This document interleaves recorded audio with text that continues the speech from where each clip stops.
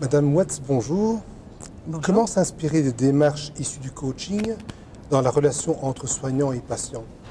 Alors bonjour, merci de cette question. En fait, le rôle du coach, c'est d'accompagner la personne à réaliser ses objectifs.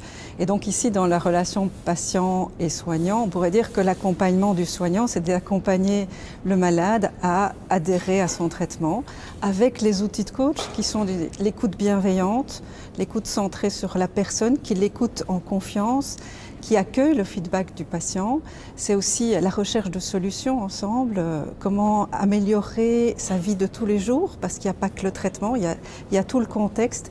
Et puis, il y a aussi cette confiance que la personne peut s'autonomiser, peut trouver elle-même ses ressources.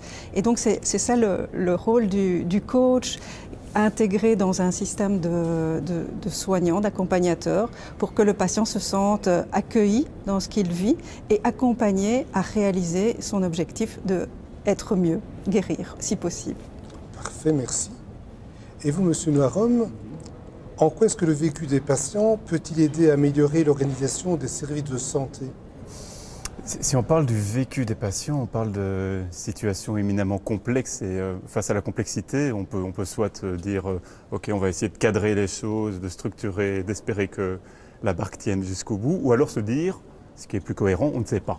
On ne sait pas quelle va être la situation et on va devoir procéder par essai et erreur.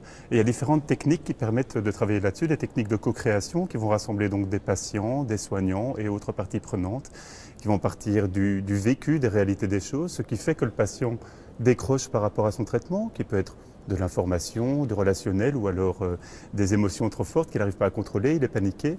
De travailler à partir de ça pour essayer d'identifier des pistes de changement au niveau de l'organisation des services qu'on va d'abord tester sur une version juste draft sur un échantillon de population pour permettre ensuite alors d'apprendre à partir de ça et d'apprendre du feedback patient et continuer une boucle d'amélioration continue entre patients, soignants et autres parties prenantes. Merci, Monsieur Noirom. Je vous en prie.